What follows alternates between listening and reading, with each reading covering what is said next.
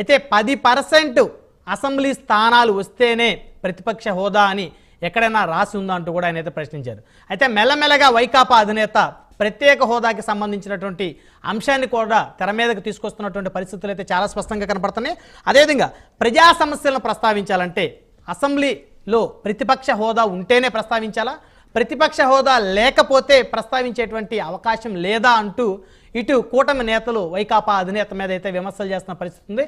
మొత్తానికి కనుక చూస్తే ఏపీ అసెంబ్లీ స్పీకర్ ఏ విధమైనటువంటి రియాక్షన్ ఇస్తారు అనే దాని మీద అయితే సర్వత్రా ఉత్కంఠ అయితే నెలకొంది.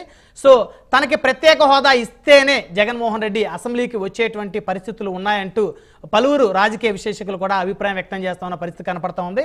సో అసెంబ్లీని ఎగ్గొట్టేందుకే వైకాపా అధినేత ఈ విధమైనటువంటి సాకులు చెప్తున్నారంటూ కూటమి నేతలు పెద్ద ఎత్తున వైకాపా అధినేత మీద విమర్శలు చేస్తున్నారు. సో ఈ అంశాలను చర్చిద్దాం. ఇదే వాళ్ళ ప్రైమ్ డిబేట్. ఈ ప్రైమ్ డిబేట్లో మనతో పాల్గొనడం కోసం సింగళూరు శాంతిప్రసాద్ గారు, జనసేన పార్టీ సీనియర్ నాయకులు, సీనియర్ అడ్వకేట్ మనతో జూమ్ కాల్ అందుబాటులో ఉన్నారు. అదేవిధంగా విజయకరణ్ గారు, తెలుగుదేశం పార్టీ నాయకులు మనతో జూమ్ కాల్ అందుబాటులో ఉన్నారు. అదేవిధంగా దువ్వాడ శ్రీనివాస్ గారు, వైఎస్ఆర్ కాంగ్రెస్ పార్టీ సీనియర్ నాయకులు, ప్రస్తుత వైకాపా ఎమ్మెల్సీ మనతో జూమ్ కాల్ అందుబాటులో ఉన్నారు. అదేవిధంగా సింగళూరు వెంకటేష్ గారు, రాజకీయ విశ్లేషకులు మరికొద్దిసేపట్లో మనతో జూమ్ కాల్లో జాయిన్ అవుతారు. రైట్, ముందుగా దువ్వాడ శ్రీనివాస్ గారితో మాట్లాడదాం. వైఎస్ఆర్ కాంగ్రెస్ పార్టీ సీనియర్ నాయకులు, అదేవిధంగా వైకాపా ఎమ్మెల్సీ. దువ్వాడ శ్రీనివాస్ గారు, గుడ్ ఈవినింగ్ సార్. నమస్కారం. చెప్పండి సార్. సార్, మొత్తానికి జగన్మోహన్ రెడ్డి గారుకి అసెంబ్లీలో అవమానం జరిగిందనేటువంటి అభిప్రాయంలో వైఎస్ఆర్ కాంగ్రెస్ పార్టీ శ్రేణులు ఉన్నారు. అంటే 10% అసెంబ్లీ స్థానాలు వస్తేనే ఆ పార్టీకి ప్రతిపక్ష హోదా ఉంటుంది అనేటువంటి ఒక అభిప్రాయం అయితే పలువురు రాజకీయ నాయకులు ఉన్నటువంటి పరిస్థితి ఉంది. అయితే దాన్ని కూడా ఆయన ప్రశ్నిస్తూ స్పీకర్కి అయితే లేఖ రాశారు. నిజంగా వైకాపా ఎమ్మెల్యేలు కానీ జగన్మోహన్ రెడ్డి గారికి కానీ అసెంబ్లీలో ప్రమాణ స్వీకారం చేస్తున్నప్పుడు ఆయనకైనా అవమానం జరిగిందా? ముందుగా అందరికీ నమస్కారం. మీకు కూడా నా నమస్కారం అండి. ప్రైమ్ టీవీ ప్రేక్షకులందరికీ కూడా, వీక్షకులందరికీ కూడా నా నమస్కారం. జగన్మోహన్ రెడ్డి గారు మాజీ ముఖ్యమంత్రిగా వారికి ప్రమాణ స్వీకారానికి ఆహ్వానించేటప్పుడు 25వ వ్యక్తిగా ఆయన్ని పిలిచారు. అంటే జస్ట్ మంత్రులు అందరూ, ముఖ్యులందరూ, వాళ్ళు అనుకున్న వాళ్ళందరూ అయిపోయిన తర్వాత అందరూ ఆఖరి వ్యక్తిగా ఆయన్ని పిలవటం జరిగింది. ఇది అవమానకరమైనటువంటిదే. ఇది సరైనటువంటి విధానం కాదని నేను ఖచ్చితంగా తెలియజేస్తున్నాను. 2, ప్రతిపక్ష హోదాకు సంబంధించి మాట్లాడాలనుకుంటే 10% మొత్తం స్థానాల్లో 10% ఉంటేనే ప్రతిపక్ష హోదా ఇవ్వాలి అన్నది ఎక్కడ రాసిపెట్టలేదు. ఎందుకంటే గడిచిన కాలంలో కేంద్రంలో గాని రాష్ట్రాల్లో గాని కనీస స్థానాలు లేనప్పుడు కూడా ప్రతిపక్ష పాత్రను పోషించటం, ప్రతిపక్ష హోదాలు ఇవ్వటం జరిగింది. ఉదాహరణకి మనం ఉమ్మడి రాష్ట్రంగా ఉండేటప్పుడు ఆంధ్రప్రదేశ్ అప్పుడు 294 స్థానాల్లో 26 స్థానాలు మాత్రమే కాంగ్రెస్ పార్టీకి వచ్చాయి. అప్పుడు వాళ్ళకి ప్రతిపక్ష పాత్ర ఇవ్వటం జరిగింది. ఆ ప్రతిపక్ష హోదాతో అప్పుడు డాక్టర్ వైఎస్ రాజశేఖర రెడ్డి గారు అందరూ కూడా మాట్లాడటం జరిగింది. నేనేమంటున్నానంటే జగన్మోహన్ రెడ్డి గారిని ఇంకా పదవి పోయిందో లేదో, ఇలాగ పార్టీ అధికారంలోకి వచ్చిన వెంటనే వారికి ఇంకా బ్రతుకున్నాడు, పార్టీ పోయింది కానీ ఆయన బ్రతుకున్నాడు, కొట్టే వరకు చంపాలి అన్నటువంటి వ్యక్తి స్పీకర్ గా వారు కూర్చున్నారు. స్పీకర్ గారు మరి ఏ రకంగా జగన్మోహన్ రెడ్డి గారిని గౌరవిస్తారన్నది ముందస్తుగానే మాకు అర్థం అవుతుంది. ఒక్కటి నేను తెలియజేస్తున్నానండి బ్రహ్మనాయుడు గారు, జగన్మోహన్ రెడ్డి గారికి మాకు 11 ఎమ్మెల్యే స్థానాలే ఉన్నాయి జగన్మోహన్ రెడ్డి గారితో కలుపుకొని. అంత మాత్రాన 40% ఓటింగ్ ఉన్నది మర్చిపోకూడదు. 40% ఉన్నటువంటి ప్రజలు 1,35,00,000 ప్రజలకి ప్రాతినిధ్యం వహిస్తున్నటువంటి వ్యక్తిగా కనీస గౌరవం వారికి సభలో ఇవ్వాలి.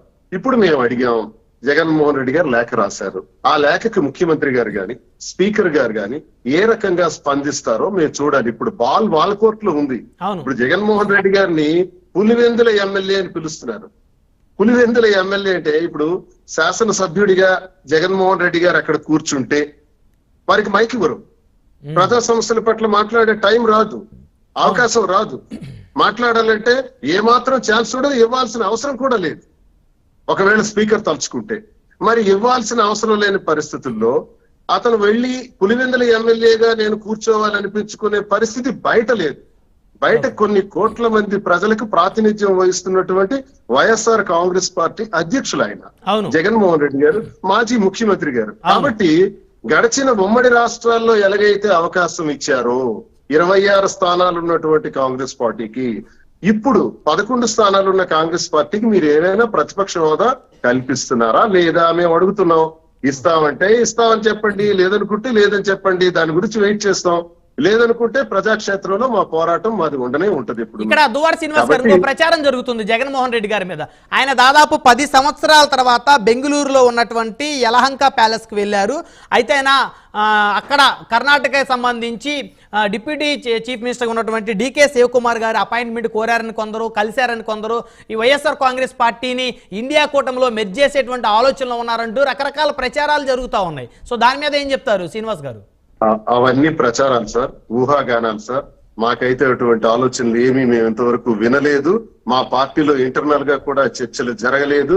వారు బెంగళూరుకి, వారిది మరో బెంగళూరు కూడా ఒక నివాసం కాబట్టి చాలా రోజులుగా వెళ్ళలేదు కాబట్టి వెళ్ళుంటారు. ఇప్పుడు సమయం దొరికింది కాబట్టి వెళ్ళుంటారు. ఇంటికి వెళ్ళినంత మాత్రాన రాజకీయాలు నడపడానికే వెళ్ళారు అనుకోవడం అన్నది అది రాంగ్ అండి. మాకైతే అటువంటి సమాచారం లేదు. ఇప్పుడే నేను మీ బ్రేకింగ్ న్యూస్ లో కూడా చూశాను, ఏదో ఇండియా కూటమి వాళ్ళు పిలుస్తున్నారని దానికి మేము స్పందిస్తామా లేదా అని చర్చ జరుగుతున్నాయి. మాకైతే ఎటువంటి సమాచారం లేదు. దాని గురించి మేమేమి మేము ఒకటేనండి, ప్రతిపక్ష పాత్ర పోషించాలా వద్దా. మేము ప్రజల పక్షాన హౌస్లోకి వస్తారంటే ప్రతిపక్ష పాత్ర హోదా మాకు ఇస్తారా లేదా అని అడిగాము. ఇస్తారా లేదా అన్నది తెలుసుకున్న తర్వాత ప్రజల్లోనే మేము ఇంకా మా పోరాటాన్ని స్టార్ట్ చేస్తాం. ప్రజల పక్షాన ఉండి కార్యక్రమాల్ని నెరవేరుస్తాం. ప్రజాక్షేత్రంలో మేము ఉద్యమాలు చేస్తాం, నెరవేర్చుకుంటాం. పార్టీ చాలా వాగ్దానాలు ఇచ్చింది, కూటమి ఎన్డీఏ కూటమి చాలా వాగ్దానాలు ఇచ్చింది. అవన్నీ ఎలా నెరవేర్చుతారో కూడా మేము చూడాలి. ఇంకా సరే, ఇల్లు అలగ్గానే పండగ అయిపోదు. ఇల్లు అలికారు, ఇంకా పండగ అప్పుడే అయిపోదు, స్టార్ట్ అయింది. చూద్దాం, హానీమూన్ పీరియడ్ ఒక 6 నెలల్లో సంవత్సరం నడిచిన తర్వాత చాలా ఇష్యూస్ బయటకు వస్తాయి. ఇచ్చిన వాగ్దానాలన్నీ అమలు చేయగలిగితే మంచిదని మేము భావిస్తున్నాం. అమలు చేయలేనప్పుడు మరి మేము ప్రజల పక్షాన మాట్లాడాలి కదా, మాట్లాడటానికి మాకు ప్రతిపక్ష హోదా ఇవ్వాలి కదా. ప్రశ్నిస్తారు లేదనుకున్నప్పుడు ప్రజాక్షేత్రంలోనే ఉంటాం. అంటే సార్, ఇక్కడ మళ్ళీ జగన్మోహన్ రెడ్డి గారు పాదయాత్ర చేసేటువంటి పరిస్థితులు చూడొచ్చా భవిష్యత్తులో? ఒకవేళ కూటమి తమ ఇచ్చినటువంటి హామీలను నెరవేర్చుకోలేని పక్షంలో మళ్ళీ ఆయన్ని ప్రజల్లో చూడొచ్చా? సార్, ప్రజాక్షేత్రంలో మా పోరాటం ఏ స్థాయికైనా వెళుతుంది. ప్రజల పక్షాన చేసే పోరాటంలో ఓదార్పు యాత్రలు ఉంటాయి, పాదయాత్రలు ఉండొచ్చు, గడప గడపకి యాత్రలు ఉంటాయి, నిరాహార దీక్షలు ఉంటాయి. ప్రజల పక్షాన ప్రాణాలు అర్పించి పని చేయటానికి అందరం సిద్ధంగా ఉంటాం సార్, అందరం సిద్ధంగా ఉంటాం. అందులో ఇంకేం డౌట్ లేదు. అందులో వేరేగా ఆలోచించుకోవాల్సిన పనే లేదు. కాకపోతే మీ హాని గతంలో అనేక సందర్భాల్లో వైకాపా నేతలకి, కూటమి నేతలకి మాటల యుద్ధం జరిగింది. సో ఇప్పుడు కూటమి నేతలు ఏమన్నా కక్ష సాధింపు చర్యలకి ఏమైనా పాల్పడుతున్నారా వైకాపా నేతల మీద? మాది తెలియదేముంది సార్, ప్రతి దగ్గర కూడా వాళ్ళు సాధిస్తున్నటువంటి మా మీద చేస్తున్నటువంటి దుర్మార్గమైనటువంటి చర్యలు ఇన్ని అని కాదు. నాకు కూడా ఆల్రెడీ 4వ తారీఖు సాయంత్రమే స్టార్ట్ అయిపోయింది. కొన్ని కోట్ల రూపాయల వ్యాపారాలకు సంబంధించినవన్నీ బ్రేక్ పడిపోయినాయి. మా కార్యకర్తల మీద దాడులు జరిగినాయి, బెదిరింపు కాల్స్ వస్తున్నాయి, నన్ను చంపేస్తామంటున్నారు, ఇంటి మీదకి దాడి చేస్తామంటున్నారు, ఏ క్షణానైనా నిన్ను విడిచిపెట్టేది లేదు నన్ను అన్నట్టుగానే ప్రతి కార్యకర్త మీద కూడా వెళ్లి కొడుతున్నారు, జైళ్లలో పెడుతున్నారు, కేసులు పెట్టిస్తున్నారు, నానా హింసలకు గురి చేస్తున్నారు. ఇవన్నీ మాకు అలవాటే. 25 సంవత్సరాలు నా రాజకీయ జీవితంలో అపోజిషన్ 17-18 సంవత్సరాలు చేశాను. మళ్ళీ మొదటికి వచ్చాం, అపోజిషన్ పాత్ర చేస్తాం. మేము జైళ్ళకి భయపడే ప్రసక్తి లేదు. ప్రాణాలే పోతాయనుకుంటే ప్రాణాలు విడిచిపెట్టడానికి కూడా భయపడే ప్రసక్తే లేదు. ఒకసారి పుడతాం, ఒకసారి పోతాం. ఈ ప్రజాక్షేత్రంలో చేసే పోరాటంలో ఎంతటి దాష్టికానికి వాళ్ళు రెడీ అయినా మేము సిద్ధం. ఒకటే, 2014 నుంచి 2019 వరకు వాళ్ళు ఈ రకమైన సాంప్రదాయాన్ని ప్రారంభించారు. ప్రారంభకులు వాళ్ళు. ఆ ప్రారంభం తర్వాత మరికొన్ని సంఘటనలు, ఆ సంఘటనల తర్వాత ఇప్పటికైనా మారాలి అనుకుంటున్నాం. మీరు అంటున్నారు బ్రహ్మనాయుడు గారు మాలో భాషలు బాగోలేవని. నేను ఈ రోజు భాష సక్రమంగా మాట్లాడదామని నిర్ణయించుకున్నానండి. నేను ఎవరికి అగౌరవపరిచేయాలో దుర్భాషలాడో మాట్లాడాలని నిలదలుచుకోలేదు. ఒక ఎమ్మెల్సీగా ఉన్నాను. కౌన్సిల్లో నా వాదన నేను వినిపిస్తాను, నా పాత్ర నేను పోషిస్తాను. బిల్స్ విషయంలో ప్రతి విషయంలో కూడా చాలా గట్టిగా మాట్లాడతాను, పార్టీ పక్షాన ప్రజల పక్షాన గట్టిగా ఉంటాను, ఇవన్నీ చేస్తాం. ఏది కూడా ఎక్కడ ఆగే పరిస్థితి ఉండదండి. కాలచక్రం ఎక్కడ ఆగదు. మనం ఆగినంత మాత్రాన కాలచక్రం ఆగదు. కాలచక్రంతో పాటు మనం నడాల్సిందే, ముందుకు వెళ్లాల్సిందే. వెళతాం, చేస్తాం సార్. మా మీద జరుగుతున్న దాష్టికాల్ని ఎదుర్కొంటాం సార్. దువ్వాడ గారు, మీ కార్యాలయాలన్నీ కూడా ప్రత్యర్థి కుటుంబం ఏదైతే ఉందో వారు ఒకరు కేంద్ర మంత్రిగా ఉన్నారు, ఒక రాష్ట్ర మంత్రిగా ఉన్నారు. సో వారి వల్ల మీకేమన్నా ప్రాణహాని లాంటివి ఏమన్నా ఉన్నాయనేటువంటి అభిప్రాయం ఉందా మీకు? నా మీద ఎటువంటి దాడి జరిగినా, నా మీద నా ప్రాణానికి ఎటువంటి ప్రమాదం జరిగినా కారణం వాళ్ళు మాత్రం అవుతారు. నాకున్న శత్రువర్గం ఎవరున్నారు? నా మీద గెలిచిన వాళ్ళే ఉన్నారు, వాళ్ళే అవుతారు. ఇందులో తెలియని రహస్యం ఏముంది సార్? ఇది అందరికీ తెలిసిన రహస్యమే. వాళ్ళ ద్వారానే, వాళ్ళ మనుషుల ద్వారానే నాకు ఇక బెదిరింపు కాల్స్ ఇవన్నీ వస్తున్నాయి. నా మైన్స్ 20 సంవత్సరాలుగా, నా గ్రానైట్ క్వారీలు, నా వ్యాపారం మైన్స్ సార్. 20 సంవత్సరాలుగా ఉన్నాను. ఆ మైన్స్ ఆపేసినారు. ఎవరు ఆపారో చెప్పండి. లీగల్ గా నడుపుకుంటున్నారు మీరు 20 సంవత్సరాల నుంచి. లీగల్ గా నడుపుకుంటున్నారు 20 సంవత్సరాల నుంచి మైన్స్. లీగల్ గా ఈసీ, సిఎఫ్ఈ, సిఎఫ్ఓ, డెడ్ రెంట్లు నన్ను ఏడీ గారి ద్వారా ప్రశ్నిస్తే, ప్రభుత్వం ద్వారా ప్రశ్నిస్తే విత్ ఆల్ డాక్యుమెంట్స్ నేను వస్తాను. నా క్వారీ ఎందుకు ఆగింది చెప్పండి? నా మైనింగ్ ఆపరేషన్స్ ఎందుకు ఆపారు? ఇది ప్రభుత్వ రెవెన్యూకి నష్టం కాదా? నాలాగే చాలా మైన్స్ కూడా ఆపేసినారే. నాతో పాటు ఆపేసిన మైన్స్ కి కొన్నింటికి రిలీజ్ చేస్తున్నారు. నాది మాత్రం ఎందుకు ఆపారు? ఇది కక్షాదింపు చర్య కాదా? నేను ఎప్పుడైనా అలా చేశానా? 4వ తారీఖు సాయంత్రం వరకు మేము అధికారంలో ఉన్నామని, లేకపోతే గత 3 సంవత్సరాల్లో ఎవరి మీద నేను కక్షాదింపు చర్య చేస్తానా? ఏ కార్యకర్త మీద దాడి చేశానా?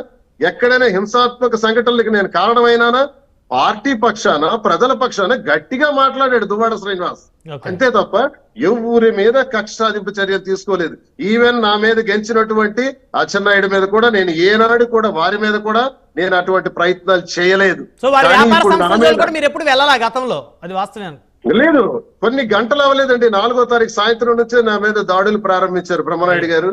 వీఆర్ రెడీ టు కోర్టుకి వెళ్తాం, కోర్టులో తేల్చుకుంటాం. లేదు, నా వ్యాపారం నాకు చేయడానికి అడ్డంకిగా ఉన్నారంటే నా వ్యాపారం చేయడానికి ప్రయత్నిస్తాను.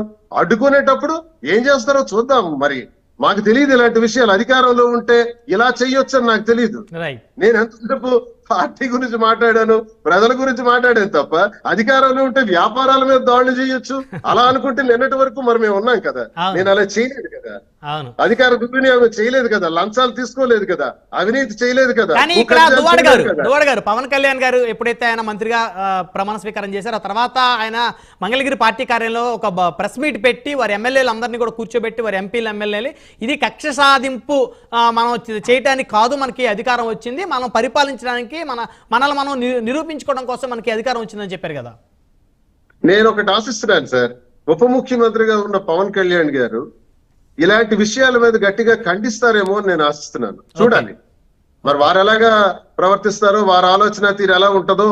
ఎందుకంటే తెలుగుదేశం దుశ్చర్యలు చాలా తీవ్రంగా ఉంటాయి. నేను కౌన్సిల్ మెంబర్ గా ఉన్నాను, నేను కూడా గౌరవ మెంబర్ గా ఉన్నాను. నాకు సంబంధించిన మైను ఆపారు. ఓకే, నేను ప్రశ్నిస్తాను. ప్రశ్నించేటప్పుడు మరి ఉప ముఖ్యమంత్రి గారు ఏ రకంగా స్పందిస్తారో, ఈ ప్రభుత్వానికే వత్తాసు పలుకుతారో, లేదు వారు ఏమైనా స్పందిస్తారో చూడాలి. పవన్ కళ్యాణ్ గారి మీద ఒక నమ్మకం ఉంది. ఆయన అయితే ఇలాంటి ఒప్పుకోరని, ఆయన స్ట్రైట్ గా ఉంటారని, వెళ్తారని వింటున్నాను.